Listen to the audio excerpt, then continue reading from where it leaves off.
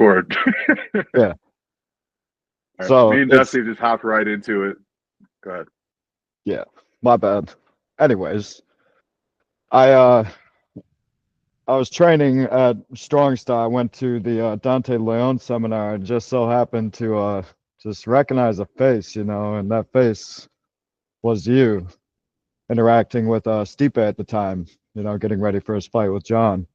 So I just think it's kind of ironic that now we're here a couple weeks later after the fact of that moment. So I thought that was pretty cool when they reached out to me and they're like, "Hey, we're gonna do a podcast with so and so." I'm like, "All right, who's this guy?" And I go look at your page. I'm like, "Huh, I've seen this guy already." All So right. Right place, right time. I appreciate that. Appreciate that. Thanks for sharing. yeah, for sure. Yeah. Man, I'm not gonna start as a traditional interview. So let's just stay on jujitsu, Saw you're a purple belt, saw that in your bio, saw some pictures, saw you're a purple belt, saw you on the podium in first place in a gi. You don't Yes, see that sir. too often with MMA guys. So, tell me a little bit about jujitsu and what how that works, how you got into jujitsu, like what was that space like for you and where you at today with it?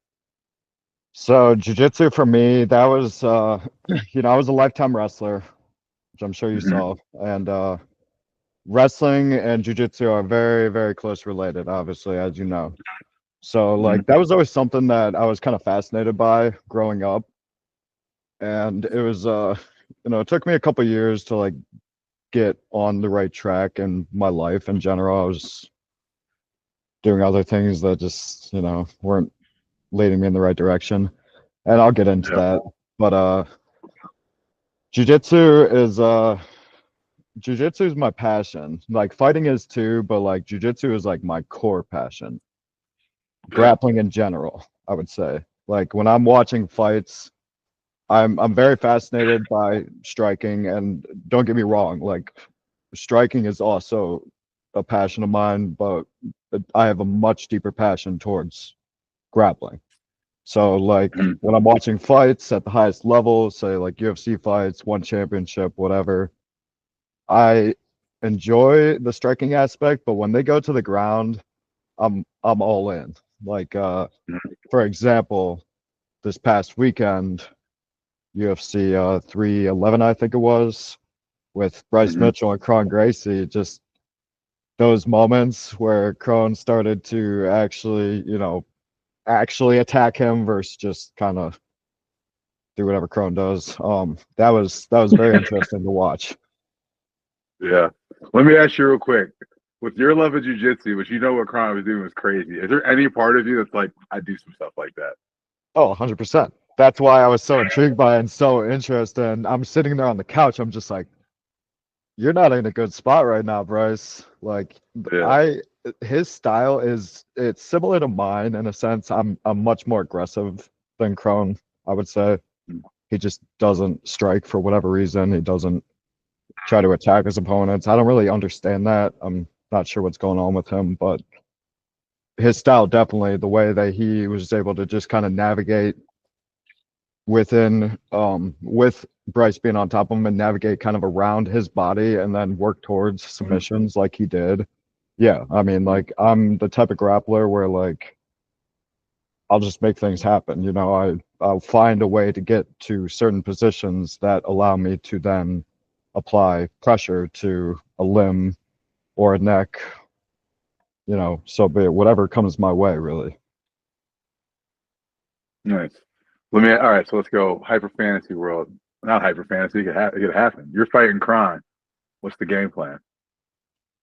You're not pulling guard on this man. No, I'm not. I'm not pulling. Well, you know what? Honestly, I wouldn't mind pulling guard on him because like for me, like though I was a wrestler, I'm I'm more of like I lean towards being on the ground actually. Like that's my safe space is being on the ground, fighting from my back, fighting from my butt. It's like I am able to sweep and find positions that are very advantageous to me from the ground more so than stand up. Like takedowns are fun and all, but not really my strong suit, honestly. I can Okay. wholeheartedly say that. It's like I can do them and I understand them, but like I would much rather, sit down and let you come to me. You weren't a So, bully wrestler. You weren't a no, bully wrestler. Yeah. absolutely not. Were you like a Funk Ben Askren kind of guy? Like Yes, sitting I'm down a spladling people? yep, Yeah. very funky. I'm a scramble wrestler. Okay. Ben Askren is a good way to Okay. describe it too, because he definitely is one of those types of guys that just funk master, he loves just moving very awkwardly, funky, just kind of go with Yeah. the flow. Like that's the best way I could describe my fighting style in general is Yeah. I'm a flow artist. hmm It's interesting. I think of flow as like for me, I've always more operated in almost a cadence pop, pop, pop way of flow, like strength power, combos, things like that. Like judo roll into something in attack. Like I'm good at like moving things and like doing that, being athletic and doing something fast. Hmm. So for me, that's like my flow when I can find combos and rhythm. But like for jujitsu, like my thing is like, bro, I got to keep you still. You got to stop moving. Like when I roll at a pretty casual jujitsu gym, not casual jujitsu gym, but not a fight gym. Called Easton VJJ here in Arvada. My buddy John, he's a blue belt. John probably no more than 165 pounds. I'm like, bro, dog, don't be moving around too much today. Yeah. He's like, I have Um, to. You squash me. the way that you're explaining, John, that would be me. I'm the guy that moves around a lot. I can hold positions if I need to, especially if I'm, in a position where I can kind of apply some pressure on you and maybe like cut off some of the oxygen. But for the most part, I'm moving all the time. Don't stop moving. That's like something that I really think helps elevate my jujitsu game the way it does. Mm-hmm. I also think with that style, you're pushing the pace more on a regular than more than most MMA athletes because I don't think they go as deep into jujitsu. So that like you get more reps and more awkward positions. And sometimes I think for some people who don't maybe train in that same way, they don't see that till fight time. That level of chaos, which is Yep. I think you have more reps and rounds in that space. Yeah, man, I do, and you're right. And I do a lot of like flow rolling. Mm-hmm. I'm not trying to, especially if somebody is less skilled than me, like I'll kind of let them get to, good positions on me and just move Mm-hmm. around a lot while getting there to not only, allow them to kind of work, but then also just give me the opportunity to work out of any position from anywhere. So I try to really, really be on that when I'm rolling with anyone really is if we're not going hard, or just kind of like especially open mats, it's like I'll roll with guys just free roll, kind of like not it's like a loose type of hold that you'll have upon them. And then, as if you Mm-hmm. have a good partner, they get that as well. And it creates that flow, which is it's I think the most fun way to do it. I also feel like I learn the most from it too. Yeah. Well, you're in the environment now. You know what I mean? And it's like you're absorbing fast. I don't know how you exactly learn if it's visual, if it's feel, but you're getting more responses and reps and more immersion in those spaces. Kudos to you for Right. that. That's a hard space for people to be in, whether it's jiu-jitsu, cardio. So for some guys, it's striking in a way to stay in a space for a certain amount of time, and like that's where the mastery comes to. And I think going back to Kron, I think where he's at is like he's Brazilian jiu-jitsu, but he's in stoic samurai mode, and he's like, we're just doing jiu-jitsu and that's it. And it's Right. like I think it's him just testing the art to be like, can I just?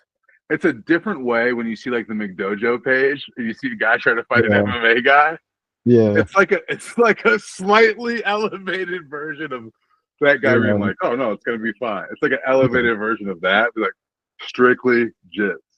Yeah, I kind of get that vibe for sure. And like going back to, his father, his whole family, really. I mean, like that's kind of the way that they would go about their fights is to just show that, like, they could go against guy any size and be able to control them, even.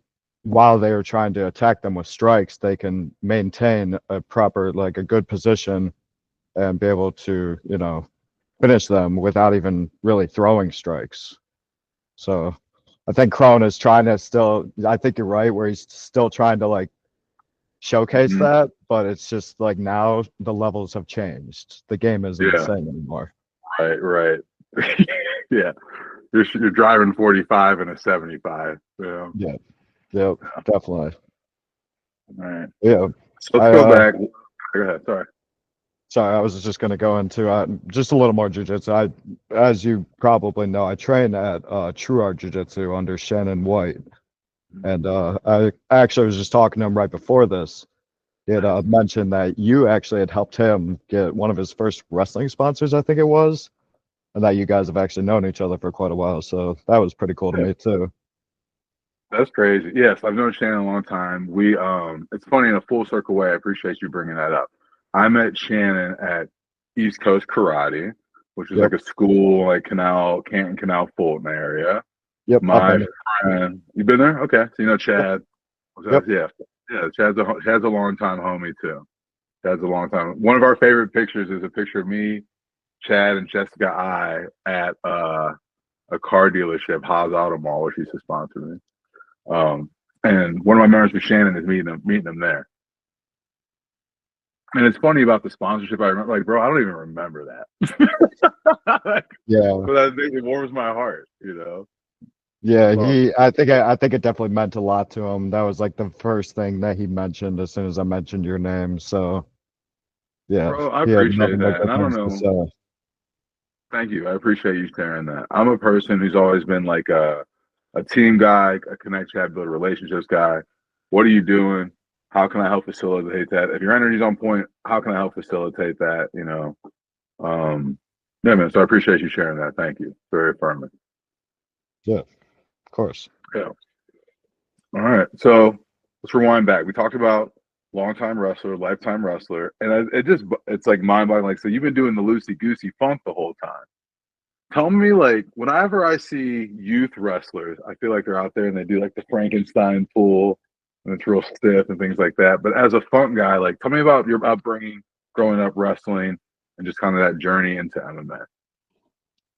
So I mean, I wasn't ever like, especially when I started, I can hardly recall those days honestly, but I just know that I was getting my ass beat for a while. Like I really was. I Mhm. wasn't really the best grappler or athlete for a long time, and I didn't really have a lot of guidance either. I don't Mhm. even fully remember how I even got into wrestling. So Okay. like that was kind of like it's kind of a dark area for me. I know I had Yeah. a friend. I remember talking about it recently. I had a friend at the time who was involved with it, and I think that might have been part of the reason why. And that was when I was 8 years old. So Mhm. throughout my youth days, I was always nitty gritty, always aggressive, and would never stop fighting regardless of who the opponent was and how I was doing. I could be down 15 points and I'm still not giving up. Like it's just heart that I have inside of me, So my youth days they were good, not my highest point. I would say middle school days when I started to excel a little bit. I Mhm. finally so like another issue with like the youth days was our program was terrible. We would have coaches that just didn't care. That's kind of how a lot of youth programs are, just because they don't really get paid. So they're just, yeah, Yeah. we're gonna do this today. Or it's not really gonna benefit you, but we're gonna do it anyway. Type. And so that was just like the start. But then moving to middle school, I then finally got under some coaches that actually cared, and started pushing me. And that's Mhm. what started to ignite that true, wrestler fighting like fire that I had inside of me. And it was actually leading up to like I started excelling. I started doing well. Eighth grade year came around, did pretty solid, made it to districts, then it was after that year actually where I don't know what it was in my head, but I just something told me I didn't want to wrestle anymore, pretty much.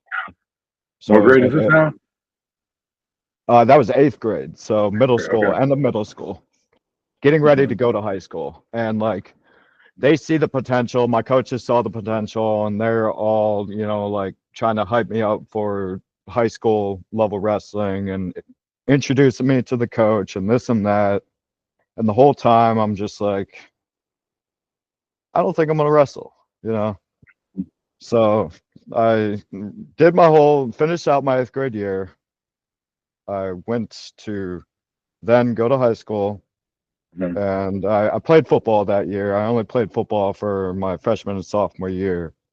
Okay. So playing football, it had me in the gym, working out. And while I was working out, this is a little later in the season where the wrestling open mats were starting. And Mhm. this was all in the same area. Mhm. When I saw that, it just it completely threw that thought out of my head of quitting wrestling. I just knew deep down that that was not the right thing to do. That like I could never. Why would I quit now when I've already made it this far?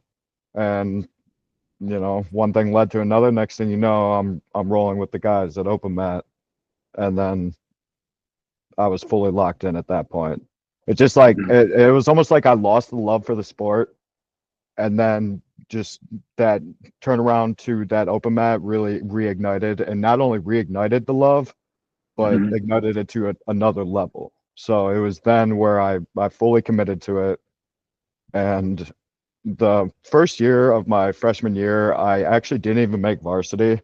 I had a couple of seniors ahead of me that were, in all three of the weight classes that I could potentially wrestle at. So I was just kind of screwed there.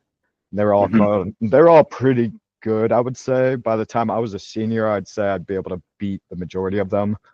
Mhm. But at the time, being young, it didn't work out in my favor. So I spent pretty much that entire season wrestling JV.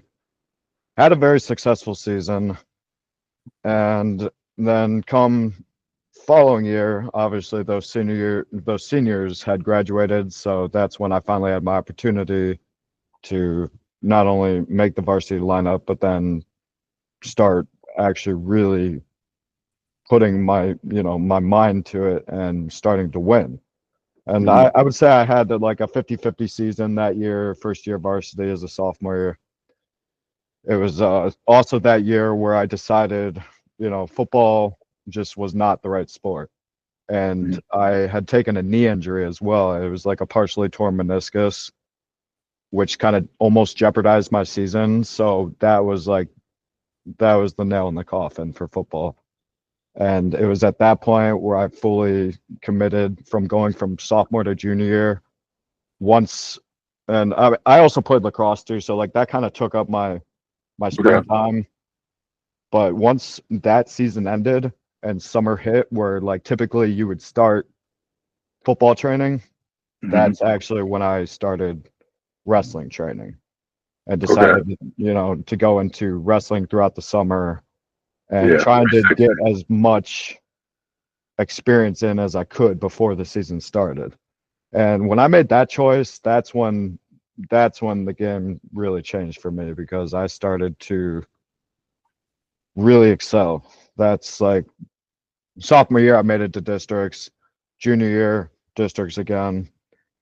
Senior year, I think it was like 38 and 6 or 7 overall for the year leading up to districts. And then took sectionals that year. I had placed second in my area sectionals, I guess you could say. You go The sectional guy who I district state. lost Yeah. to, yeah, and then the guy who I actually lost to in the finals, I was able to actually come around and beat then that year in districts in like the second round. Then made it to, I believe it was quarterfinals that year. lost there, went down to consolations, then fought all the way to the blood round to make it 2 states.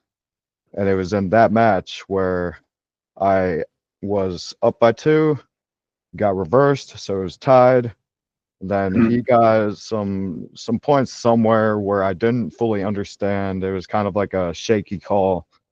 But in the process of all of that happening, I was defending a takedown. I was doing sort of like that split stance type of defense, and it was my knee actually was in an awkward position, and then it buckled into the floor. And at that point, I feel the pop, so I'm like, oh shit, Match stops for a sec. They're like, the doctors come out. They're like, yeah, we're pretty sure you tore your ACL. When they told me that, it was kind of funny because I was like, you know what, screw this. My knee doesn't hurt. I'm good. I'm good. And I got up and actually finished that match and almost came back to beat him with a bummed knee to obviously I was trying to make it to states, but even if I did make it, I wouldn't have been able to wrestle.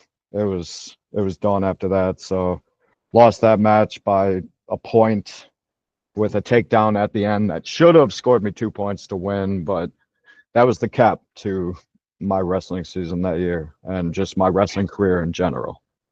All right. So that happens. That's often a shift in like what we're doing, identity.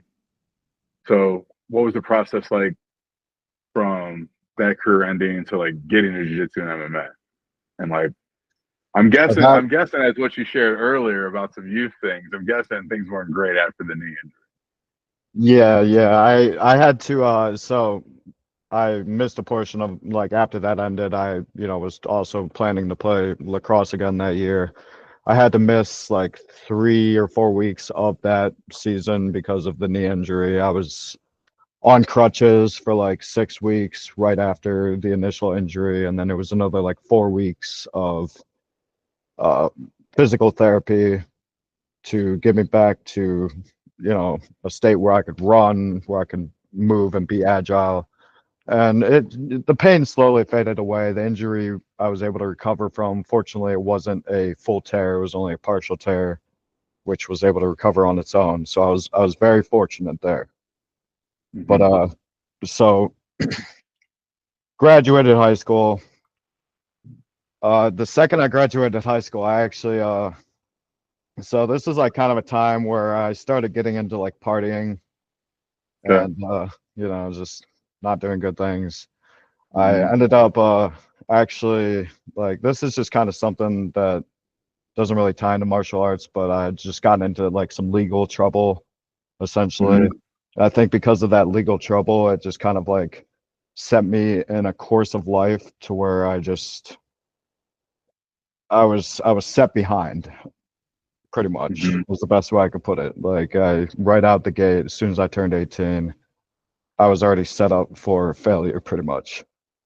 So it was 2015 when I graduated. So for about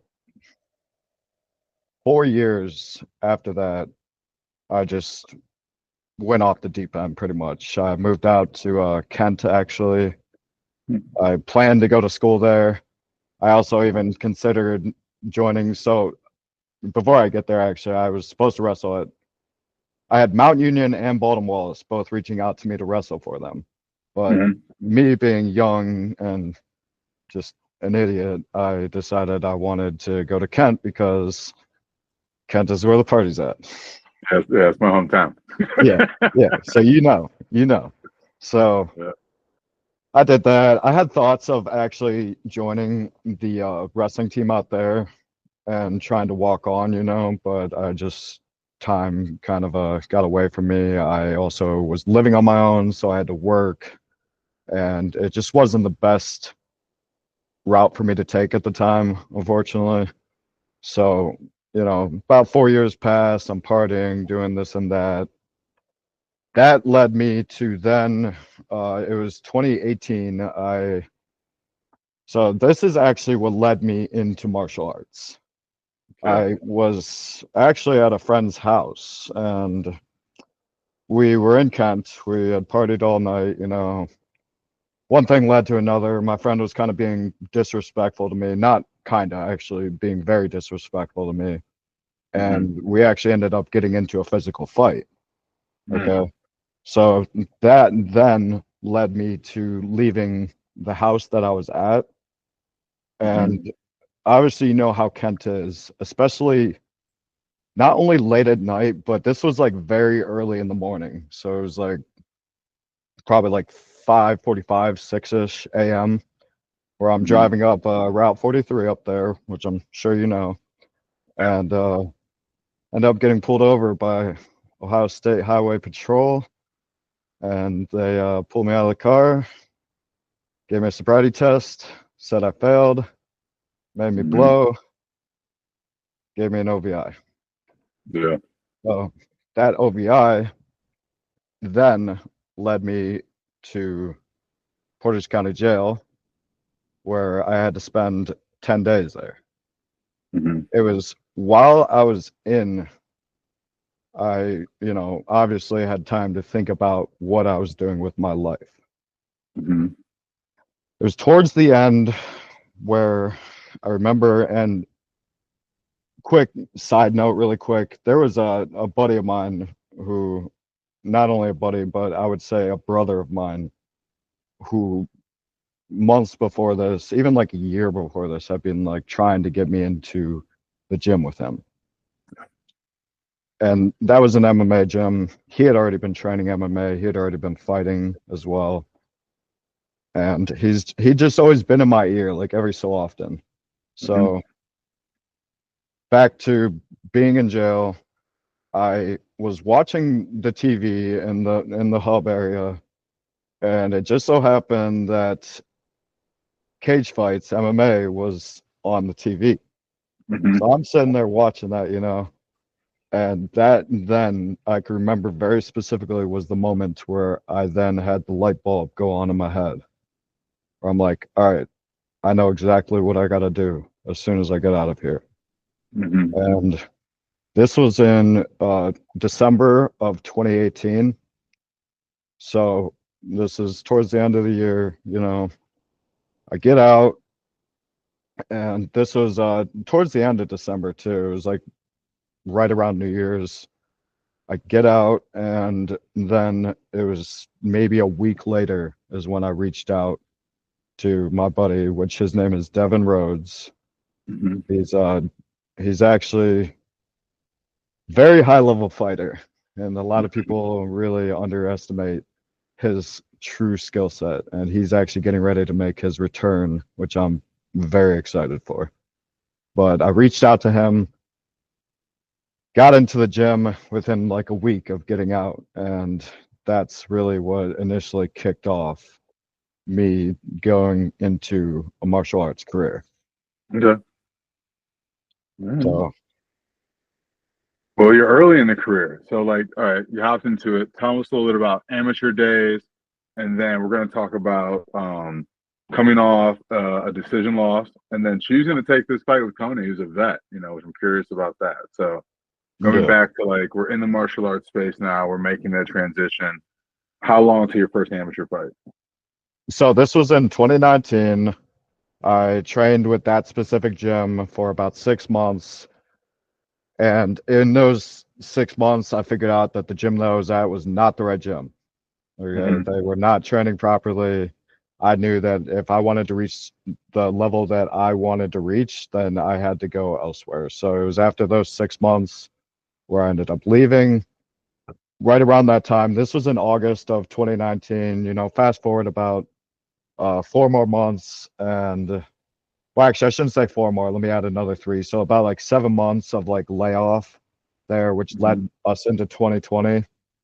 And then, you know, obviously March of 2020 is when COVID and the whole shutdown happened. So fast forward from March to about, it was like April, May, you know, I was really itching to get back into the gym. No gyms were open at the time, though, or at least as far as I knew. So what I decided to do actually at the time was reach out to some of my past teammates who I trained with including Devin, and guys like Deontay Childers and Richard Gibson and a couple other guys. And we actually all congregated at a park in Akron. It's called Big Bend. It's a park within Sand Run. That's like there's trails there, so you could like run, and there was a big open grass field. So what we would do is meet at that field. We might like get some running in or a little warm up, whatever, and then we would bring all of our gear, and we would just spar right there in the grass because we had nowhere else to go, you know. So after that, I'm talking with some of the guys there, and then they mentioned a couple of gyms that were, I guess you could say, like privately owned. So they were open, even though they weren't supposed to be, but because it's private business, they could do what they want. So that's when I learned about it was the Upgrade Industries days. Those were some really unique days because Upgrade Industries. Okay. yeah, I'm not familiar. Upgraded Industries, I should say. They're out of it's up in Menor area. So it's a pretty sweet gym. DJ Jacobucci is the owner of it, and what they would do every Sunday is put on a group spar for anyone that was, you know, knowledgeable of that specific spot. And it would attract, you know, anywhere from 10 to 30 guys sometimes. It would be at the point to where like we would have an entire octagon just completely full of sparring going on. And there's a lot of guys there that I hope watch this interview and will remember those days and just how unique it was. And cool.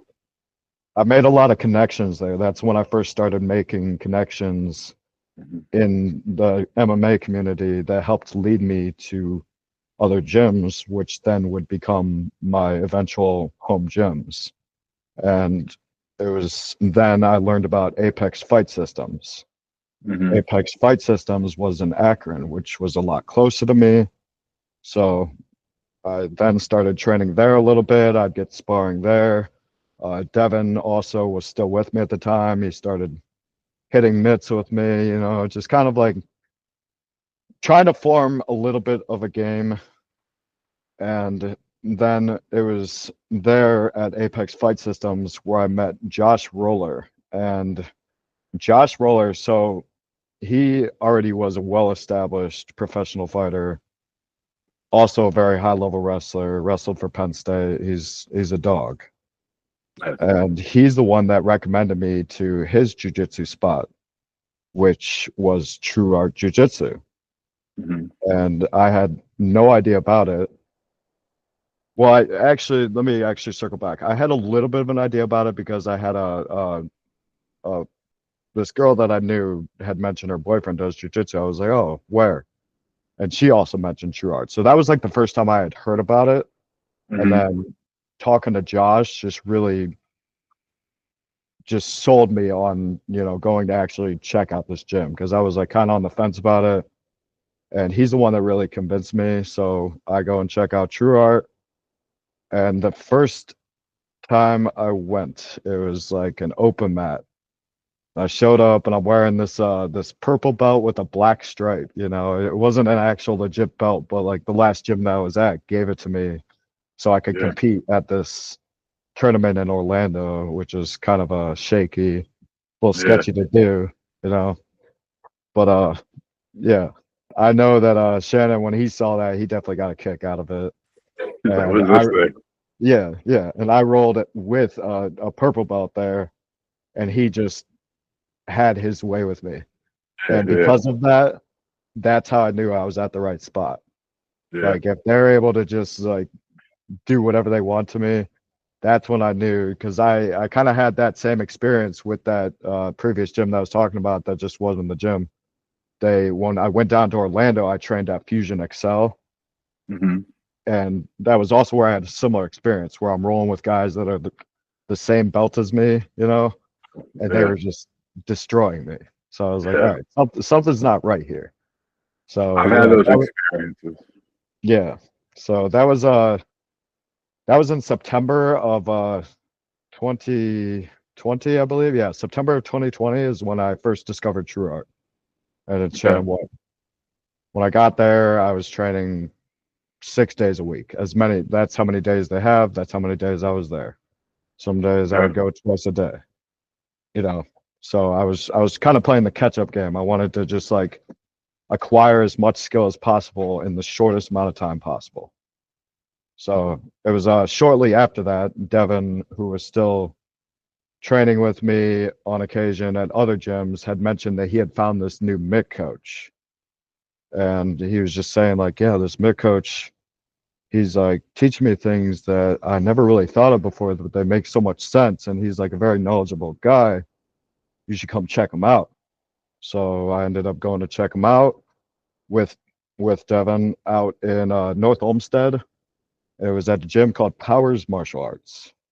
Okay. And that then is where I met Derek Tranchito. And Derek he's something else, man. There's something, so like the unique thing about Derek and Shannon both is that they not only like are very passionate, but they live for their art, which Mhm. for Shannon is jiu-jitsu specifically, and then for Derek is Muay Thai striking, which I had never really like. I had experience with striking, but not really specifically Muay Thai. Okay. So it was at that point, that was around like October, November-ish of 2020 as well. Mhm. So by that time, I knew that I had both of the coaches that I really needed to, go forward with actually trying to find a fight, an MMA fight eventually after the right amount of training. I didn't want Yeah. to rush anything. Right. So I took my time with it. I made sure that I was prepared. I didn't want to go in and just embarrass myself pretty much. So, like I said, that was October of 2020, November-ish is where I finally had found my two coaches. So then about October, so November, December, January, February, March, April, May. So that was 6 months after that. That is when it was May of 2021. I took my first amateur fight. All right. All right. So 3 amateur fights, correct? I had 7 amateur fights total. An amateur fight. Okay. I Yep. looked on Sheer Dog. Is your most records on mixedmartialarts.com?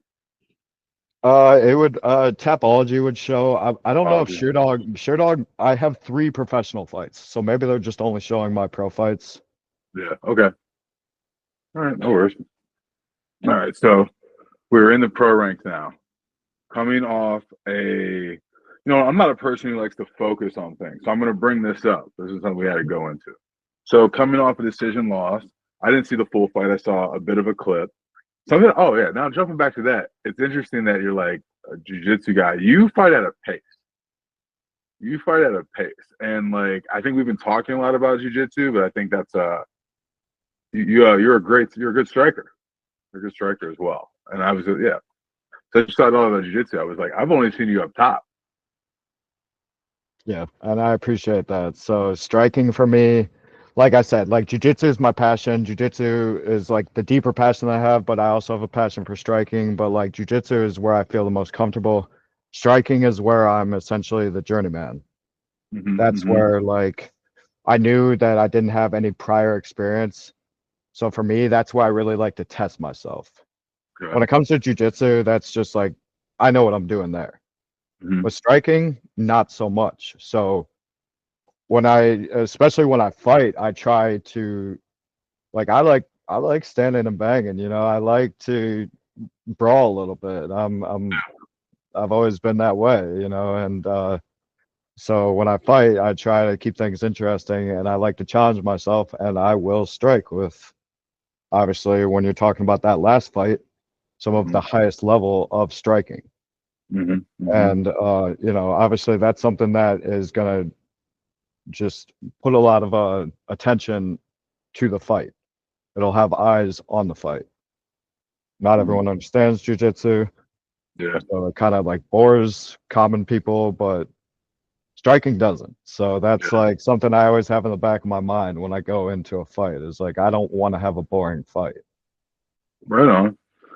So that's well, I'm glad you said that. So we're gonna use this opportunity to chat. I got a lot of friends, network, and community I'm inviting to your fight at this upcoming thing. Let's tell them what would. So I got some common folk that I would like to attend. We'll say that who aren't huge MMA fans.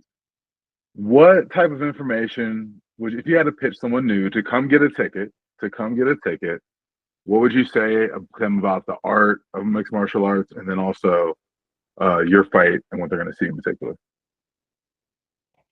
So what they're gonna see in particular for my fights is, I would say it's you're gonna see violence. I mean, like that's the best way I could describe it. Um, it's gonna be exciting. That's like if I'm just explaining it to anyone, like it's excitement, it's violence, and it's gonna be very high level, high pace type of fight where like there's not really going to be dull moments. You're gonna be entertained the entire time, and that's usually what I explain to people. And for the most part, everyone has agreed with me up until this point. So Mm-hmm. it's that's I guess the best way I could describe that. I like you told them off top, like, listen, it's going to be violent. I appreciate that. Yeah, I I appreciate I that. will say That's what like we're here watching, for. yeah, watching guys like Justin Gaethje or Mm-hmm. like guys that just brawl. Like I'll just for him, for example, like who doesn't like watching a Justin Gaethje fight? And Yeah. he was a wrestler, so like obviously striking isn't his strong suit, though Mm-hmm. he is good. Mm-hmm. He's very good at it, Yeah. and he chooses not to wrestle. Very He's a similarly to clever. myself. Yeah. So He's coming for your head. yeah. That's dope. That's dope. Okay, so jump in this fight. Let's talk about training. Let's talk about your training and preparation. I caught on your live the other day. You're soaking in the ice. I'm a big fan of ice baths as well. Something I'd always do around my weight cut times, especially after recovering Right. and things like Yeah. that. Do it now in the sense of like I've been training a lot, doing a lot of grappling over the last couple of years. I got back into strength and conditioning, training at this place called Arsenal Health and Fitness here in Colorado. Um, and I got to get in there. I told my guy Jerry the other day, I said, "Look, the tub was down. We got to fix it, Jerry." Yeah. And I saw so it's a that big part. actually. Okay, appreciate it. Yeah. Appreciate it. See, Jerry, fix the tub, Jerry. Yeah. Right. Um, yeah. So tell me a little bit about your this training camp, and then some of your I'll say systems and processes. I mean, I heard you coaching someone who was newer in the tub during your live, having them focus on your breath, things like that. And they there's different levels.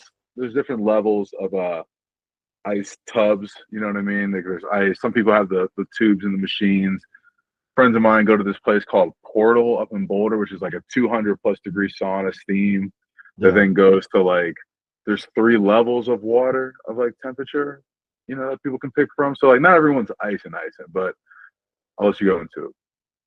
So, I would say the preparation for this fight is, or I like the theme of it is, it's to be smart, smarter than I was in my last fight, the fight that you were mentioning, where like when I came into that fight, I was very amped up. I was very ready to go, and I feel like because of that, I was a bit too aggressive, which actually came back to do harm to me. So a lot of this camp has been focused on settling down a little bit and just being a little more calculated with everything that I do, being a little more patient, and like even watching, because I've been watching a lot of high level fights recently, and just like kind of taking notice on how those guys will trade off with each other. It's like it's a lot of back and forth. So like for me, I'm trying to wait for those right moments to apply my attacks versus just going after it, because if you just go after it, that actually can, like I said, it could set you up to actually get messed up, and I had that happen to me. So it's like that's been a huge thought in my head now, is like, just settle down a little bit, be patient, take your time, and find those right moments to attack. Find the right, Mhm. choose the right moments to either strike or kick, or then, apply like a clinch, shoot a takedown. And awareness is like, the main focus. So, I also, this is just a daily thing, whether I'm in fight camp or not, primarily to strengthen my mind. A lot of what I do is about, just taking my mind, like your mind in general, anyone's mind, there's a part of it that tells you not to do things. So Mhm. when that part of your brain is telling me not to do something, I will do it. And there's a lot of times, especially with the cold plunges, where I'm just like, man, I don't want to do this.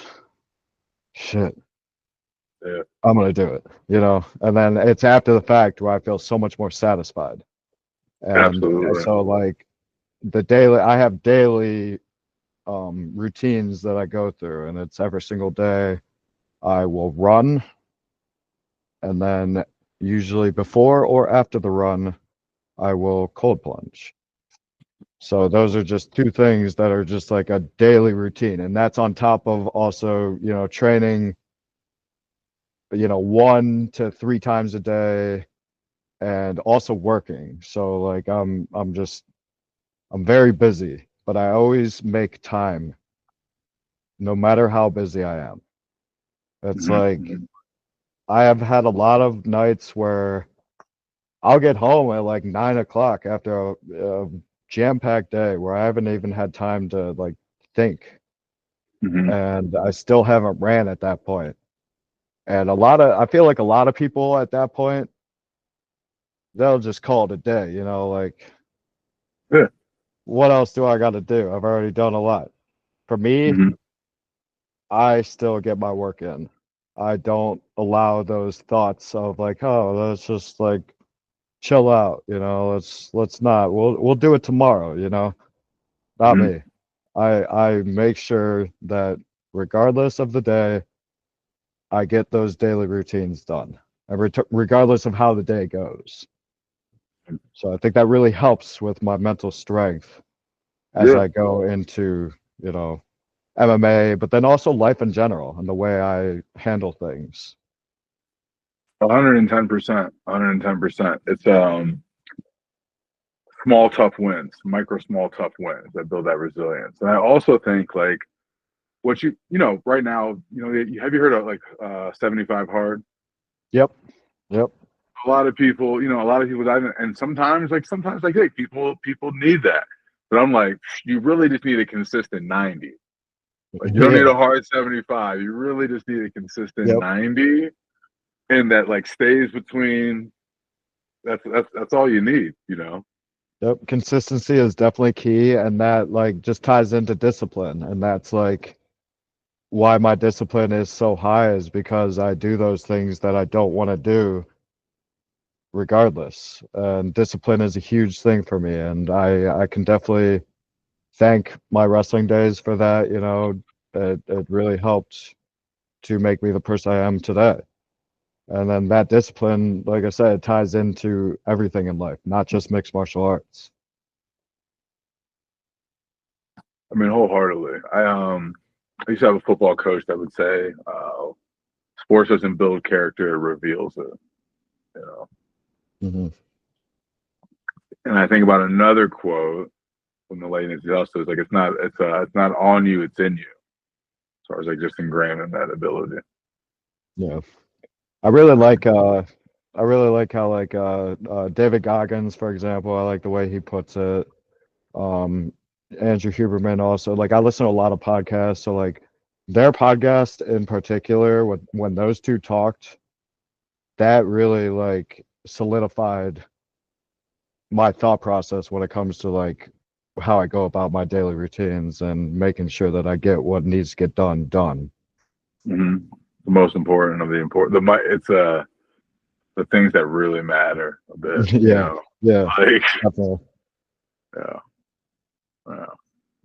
All right. So we talked about not talked about this. We talked about your opponent. We talked about the preparation going to this fight.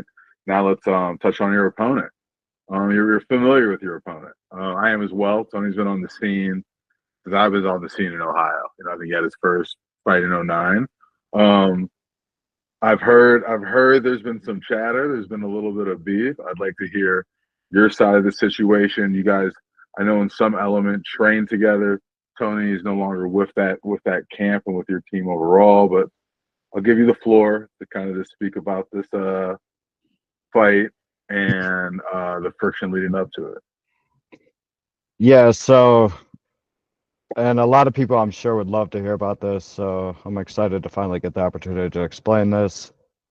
Tony and I had known of Tony for a while too, obviously, like right as soon as I got into the game because I was training with Derek Tranchito, who Mm-hmm. used to be his coach. He used to be his Mm-hmm. cornerman, his mid coach, just Derek did a lot of things for Tony. Mm-hmm. So leading to it was actually November of 2022.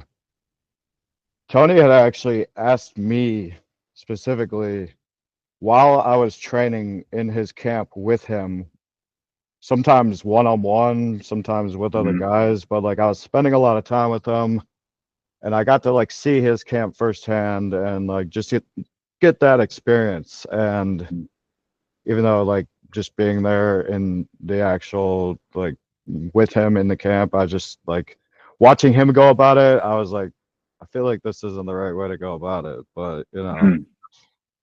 whatever works for you, So man. just the process didn't fit for you. Yeah, yeah. So he actually asked me during that time to corner him. Mm-hmm. So that led me out to Rhode Island.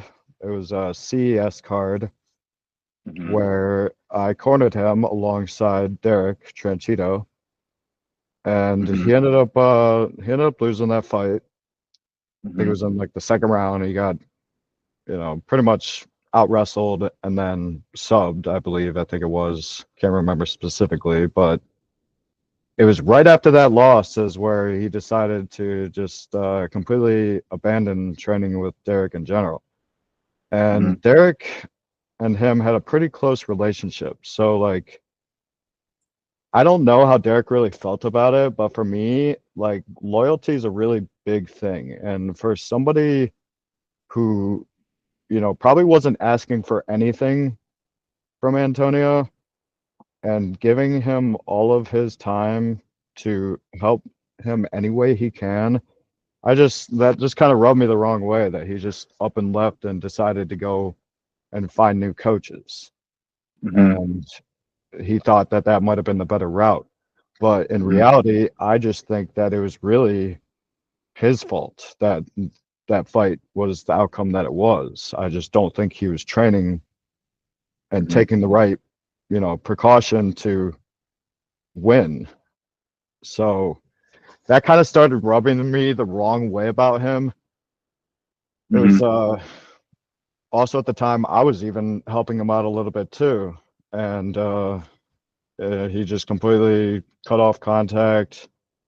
And around that time is when I was that was my fifth amateur fight, so I just only had a couple more fights to go. But I started having this thought in my head, like, it'd be kind of interesting if I made my debut against Antonio Castillo. You know, You wanted to debut against him? yeah, I did, which was probably not the brightest idea at the time, but like I felt confident in myself and I Mm-hmm. felt that I could make it happen. But Mm-hmm. reality is that they won't allow a fight like that to happen right off the rip. Mm-hmm. So I had to go another route. And I actually, in my debut, I still fought a guy that had 9 professional fights under his belt. So I Mm-hmm. still had some experience that I went up against and was able to sub him in the first round. Mm-hmm. But yeah, so it was always a thought in the back of my head. I even had verbally said it. It was something that was like kind of talked about with a couple other people that I was around too. They thought Mm-hmm. it'd be an interesting fight to have. And it would have been really ironic for me too, because his wife, Nicole, which I'm sure you know, she Hmm. was my matchmaker throughout all of my career, so she was the one that was helping me find Yeah. fights, and just we were close, Nicole and I were, at least. Hmm. Hmm. Antonio, not so much. So, Understood. I took my first pro fight, won that, won my second pro fight, Hmm. my third, which was my last one. Obviously, the outcome. Hmm. Very tough opponent. So it was after that one where I had to go back to the drawing boards and start to reevaluate my game. Hmm. And I was keeping my head down, training hard, still never stopped training hard really, and just waiting for the next opportunity to come around.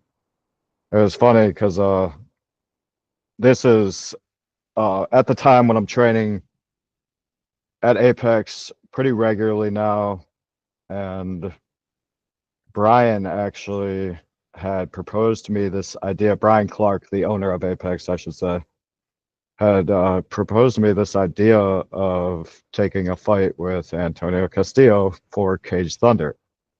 Hmm. And as soon as I heard that, it was just like, hell yeah, this is what I've been waiting for. This is like, I didn't really think it was going to happen at the time. I was actually,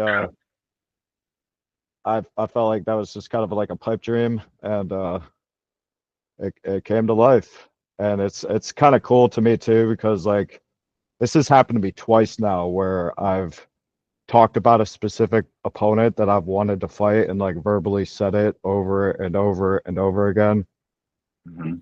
and then it actually came to life. So that was the same thing for my last opponent, which was Abasov. So yeah, your mind and manifestation, I would say, is a real thing. Very real. I 100% believe in that. 100% believe in that. Yeah, 100%. People, it's an energy, it's a frequency of vibration. That's all you're thinking about, and so you're putting the steps and actions and energy towards it. It shows up. You know. Yep. Oh man. So what I wrote down on this thing, I was like, it sounds personal. And the fact of this is martial arts. There's a certain this is the fight business, and the fight business is the fight business. It can be a dirty game, but you strike me as a martial artist. You know that's how you. That's what you are. You know what I mean? Some people say they're fighters, some people say they're martial artists. There can be there's duality there, but I think you embody a martial artist persona. And so, as you, if we were in a kung fu movie, I feel like you'd be clenching a fist and be like, "He disrespected teacher," Yeah. you know. Yeah. That's where it Not seems like only, it's. sorry, not, I don't mean to cut you off, but he didn't only Good. disrespect the teacher, but he disrespected me personally as well. So it's Okay. going both ways now. It's like he just dug himself a pretty deep hole. Now he's gonna have to deal with the consequences. All right. All right. It's going to be interesting to put this out. Put this out. You know, I have his. I have. I've asked him similar questions. You know, I'll send you. You'll see the content when everybody else sees it. You know. Oh yeah, I will. Um. Yeah. All right. Um, Tell me a little bit about some people that you help support you, that champion you, that you also champion your support crew, friends, family, sponsors, and that type of stuff. So first off, I would definitely like to just mention the people closest to me, which would be my family. My mom, my dad, my brother, my sister, my grandma, both actually my Mm-hmm. grandma on my mom's side, then my grandparents on my father's side. They've all been very extremely supportive. They've came to every single one of my fights, win or lose. They're always there for me, Mm-hmm. and I love them for that. And I know for them, it's definitely a hard thing to watch. Maybe my brother not so much. My brother loves fighting, so like he's here for it. But like my mom Mm-hmm. more so, like it could be hard for her at times. But Yeah. she still decides to be there regardless. Um, Outside of that, my girlfriend definitely, she is very supportive of everything that I do, and she understands that she has to kind of deal with me a little bit, especially when it gets closer to the fight and I'm cutting weight. And I can't Mhm. thank her enough for just kind of allowing me to be a little just short-tempered, just for usually only about like 2 weeks at a time, and I've been getting better with it, so I appreciate the hell out of her for that. My coaches, so all of my coaches are extremely supportive. Shannon, who I've already mentioned, Mhm. is Shannon's like an older brother to me, really. He's a couple more years older than me, and he's just he's such a great mind and a great guy in general, which I know you know. And I can't thank him enough for his knowledge that he has shared with me. And it's every day I'm in the gym and I get to roll with Shannon. It's like I love that, because for me it's like, how am I gonna get him today? You Yeah. know, I'm always like playing that game of, all right, I gotta get Shannon somehow. I gotta figure it out. And because Yeah. of that, it really pushes me to continue to learn and excel my game. And I will say the same about Derek as well. So Derek does a ton for me, man. Derek does a ton for all of his fighters. Anyone that fights under Derek, he is there for you wholeheartedly. So Like, he will bend backwards, travel, and make sure that you are fully prepared to go into that cage. And his knowledge and the way that we can just like, you know, we're not just like, he's not just my coach, he's my friend. mhm. Same Mhm. with Shannon. And then on top of that, Brian Clark as well. Brian Clark and I have had, and Brian is, like I've mentioned, he's the owner of Apex. We've had a very it was like a kind of close relationship at the start, but now it just like continues to get even closer and closer. And I really am trying to help him make sure that Apex in general not only succeeds, but becomes one of the, if not the best MMA gym within the area. And like our direct competition would be strong style, actually. So like, it's like, hopefully, I wouldn't even say hopefully, but I know in due time with the right people, Yeah. we're going to reach a level to where people can't deny that Apex is a premier gym within the, I would say, Akron area, but not even just Akron. I would say all of Northeast Ohio. Then, Yeah. Well, I think you know, if you're that, then it's the Midwest. You know what I mean? yeah, and then You the Midwest as well. You're right, because like anywhere in the north, like athletes out of Northeast Ohio specifically, usually, and especially in the MMA world, they were already pretty high level wrestlers. yeah. So, we tend to excel when it comes to mixed martial arts because of that. I think wrestling is like one of the absolute best bases that you could have. And yeah, I mean, we we really have an opportunity to become a powerhouse of the Midwest. Yeah, man. So I think you got to shoot for that, and I think competition is good. It's great. You know what I mean? Like it's funny. I was talking to when I was back in town. I was talking to owner Strong Style, my former head coach Marcus Marinelli, and he was talking about the shoot fighting days when that yeah, was like the scene. And one of their instructors at Strong Style was a guy he fought against, like he's coached against like 3 or 4 times. It was from like a rival gym. And again, going back to the idea of like the kung fu movies, like you need that. You need to have yeah, guys respect, shake the hand, see you at the next battle. You know, yeah. yeah, So reaching out past my coaches and my family, all of my teammates, whether it's True Art, Powers Martial Arts, or whoever trains with Derek. And yeah, I also want to mention with Powers, Ed Powers, the owner of Powers Martial Arts. Hmm. I can't thank him enough as well for allowing me and Derek to use his space even when they are running classes. He will allow us to get our work in off to the side and just provide a space for us, which is really cool. But my teammates actually specifically up in Powers, I see them 3 to 4 days out of the week, and those would be guys consisting of like Nate Vasquez and Christian Marinozzi, Mike Gibson, Brandon Hall. I mean, there's just a lot of guys there that are all very like-minded and driven to just get better. And that's such a great thing to have in the gym, because then it becomes very everyone is able to push each other. There's that drive factor that allows people to really push themselves to the highest level they possibly can get, which is really cool. And the same thing with True Art, like every single one of those teammates there, they are some of the best grapplers in the state. So, and if not the state, the entire Midwest. I mean, we travel out to Chicago or, down to Tennessee, Atlanta, really anywhere where the IBJJF is traveling, Hmm.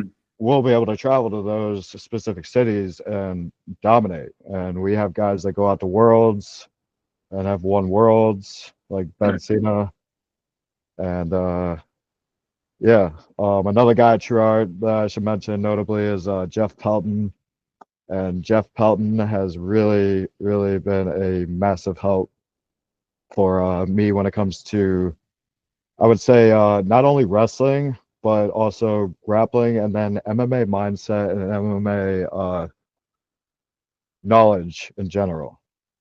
Hmm. And I train with him even on my own time and his own time, even at his house. So like, he's awesome for doing that. Um, Over at Apex, we got Branson Price over there, who's also fighting on this card. Kale Butler, uh, Jack Shaw. There's all three of them are very, very not only great minds to be around, but also very good athletes. And Hmm. like when it comes to Apex, the every Sunday is sparring there, and Okay. the rounds that I get there are hands down some of the best rounds that I get out of any spot that I've gone to here in the Midwest. Hmm. And I've gone to a ton of gyms around the area. Upgrade as well back in the day. That's like the closest comparison I could put out Hmm. there. But yeah, those guys all, they really love to push each other. So it's like all three of the gyms that I go to, everyone is just trying to push each other. Yeah. And it's awesome to be around. Great, bro. Um, The energy. yeah. I have a very, very supportive group of friends as well, that majority of them, if they can't make it to the fights, they'll at least get the pay-per-view. I get it. Like, I don't expect you to be at every single fight, but they still want to support me. I even have friends that will straight up buy tickets just to support me, but they won't even go just because they Hmm. can't. But they just want to support me somehow. So that's pretty cool. My managers have also really helped me a lot, especially going into like my beginning of my MMA or professional career, finding sponsors. And my managers are Jeremy Hershkovich and Vito Morgan. And the cool thing Hmm. about both those guys is that I actually train with both those guys as well. They are both students of the martial arts, and they have been really good training partners for me. Vito more so. Jeremy's a little on the older side, so he tries to hang, and Hmm. I give him respect for that for sure. Vito can brawl, and Vito was actually fighting too, so it's cool to have a guy like that on more of like the business side of like everything that I do, and just Hmm. he's really good with talking to people, which for me, like, I could talk to people, I could have conversations with people, but when it comes to business, I just like I'm good at it, but like some people Yeah. are better at it, and I could see that, and I could respect that, and I'll let them do their thing while I do my thing and focus on fighting. Right on. Yeah, So makes sense. that sponsors that I would like to notably mention that have been very supportive of me and helped me, especially during the time when I first initially turned pro. I wasn't working, so like money was very tight. Hmm. Um, they were able to financially support me through those times. So that would be Apollo Supply, Waking Sun, which they actually were my very first sponsor. And Waking Sun, they actually have came to quite a few of my fights, even though they live 3 hours away. So Okay. like that was pretty cool for them to be that committed to seeing me fight. And then every time they would come to a fight, would bring me some merch. They also made me a banner, which was really cool. And just kind of playing that role. And also the fight shorts too. The fight shorts that I've had for my past two fights were made by the Waking Sun reps, which was cool. They're wrap company printers. They can screen print. They're not a screen printing company exactly, but they have so they're a hemp clothing company. Okay. So and for me, like like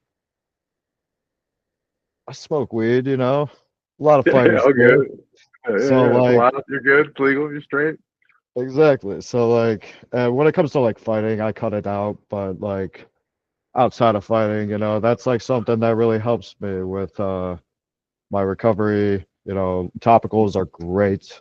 I recommend that to many people, and if they can't use THC, then CBD is the next best option. But Mhm. I thought it was pretty cool to have them as my first sponsor when they were a hemp clothing company. Cool. So just to be kind of deriving off of that, something that sat well with like my character. Hmm. Uh, Bullseye Printing. Bullseye Printing is the first sponsor that I had that actually helped me put together my fight merch. So they're actually the screen printing company Okay. that I went with to do my first ever fight merch run, which was that was pretty cool. They did a really good job on it, so shouts out to them for that. Bro, I'm working Which on. I was got it. I got with some more Ohio printing connections. I might have something for them. okay. So let me just flip this over. I had some notes written out. Don't want to miss anyone here. Mike Walker. Mike Walker is he's a nutritionist actually who I got with and or not in person but have talked to over the phone. He's doing it remotely, but he wrote me out an entire diet plan and workout plan that I've been following ever since, especially closer to fights, to be able to start getting my weight down. I can't thank him enough for, the knowledge that he's shared with me. And also kind of tying into that, Eddie 60, I think is the last name I'm going to say there, but let's just go with the Eddie experience. So Eddie is also another guy who's very health conscious, but also very knowledgeable in the weight room. And he has really helped me to start to fine tune and really take my muscles to another level. And it's not Mhm. like building muscle necessarily, but it's taking the muscles that I already have and just strengthening them to the maximum strength that they can get to. So Mhm. I can't thank him enough for that. Um, Whitey's Booze and Burgers. Whitey's Booze and Burgers is that's my home right there. So my father is the manager of that spot. That's where I grew up, and everyone in there knows my name. Everyone in there knows what I do, and they all support me. They all really look forward to my fights, and you know that's that's something that I'm forever grateful for. Having all of those local people from my area where I'm from, which is Richfield, Ohio, Mhm. have them all behind my back is really cool. And that's why, like, that's part of like my drive that you had mentioned, or not mentioned, but in the itinerary write out that you had, like, my drive is my family, my teammates, my coaches, but then also my hometown, people that have known me for my whole life and have watched me grow up. It's really cool for them to see the position that I'm in now. And I'm sure a lot of them did not expect me to be where I am today. A lot of them probably thought I was going to be a complete failure, especially, after what happened as soon as I turned 18. So I was able to turn my life around, and I could see how proud some of those people are, it's cool. It's And beautiful, man. yeah. On top of that, one other guy that's really helped me kind of start to get my reach out there has been my videographer, Tyler.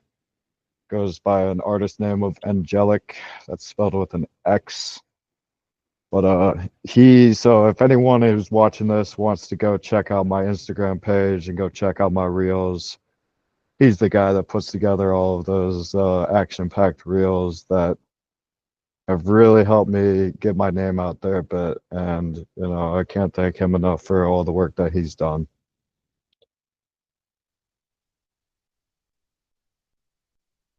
So, Good list, bro.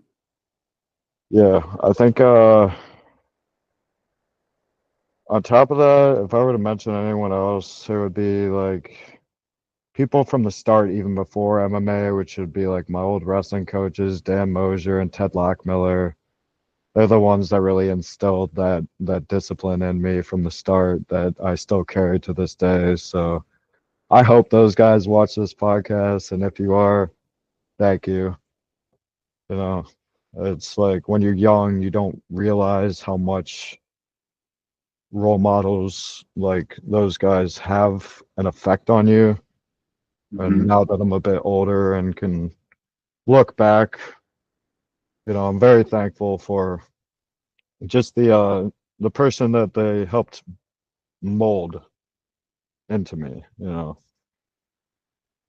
Um, yeah, pretty So cool. I appreciate it.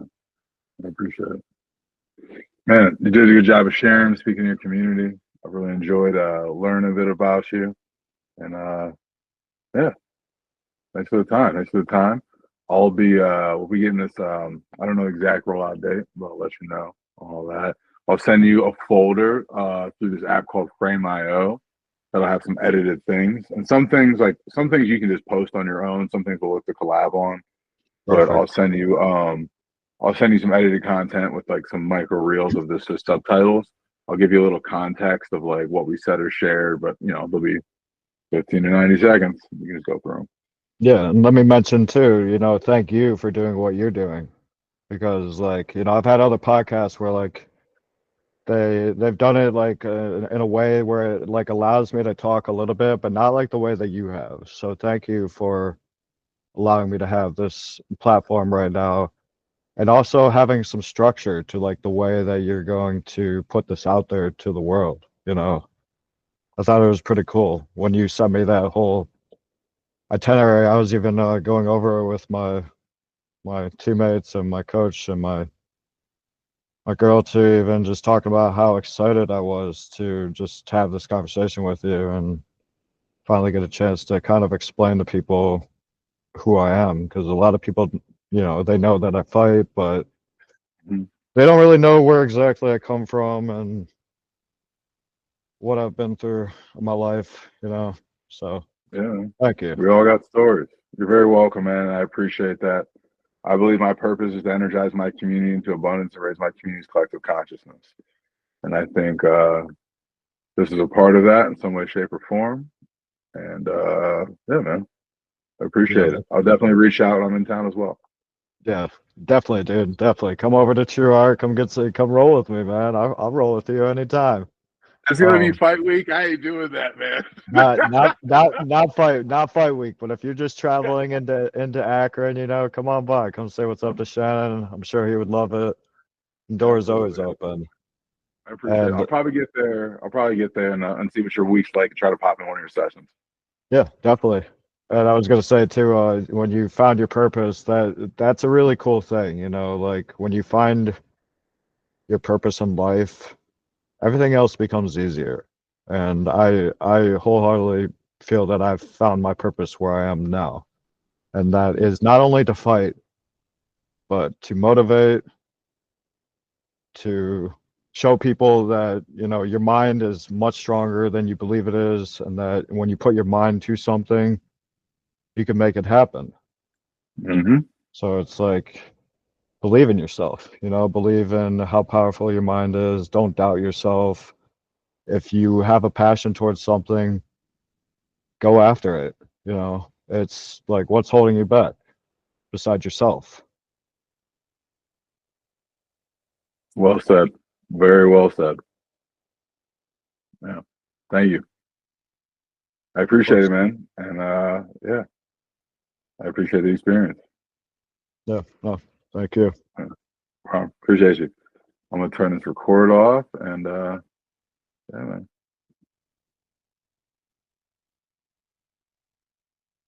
Yeah. Man, thanks for the time. Well done. Thank Like I you. said, I appreciate it. I'll start turning this around.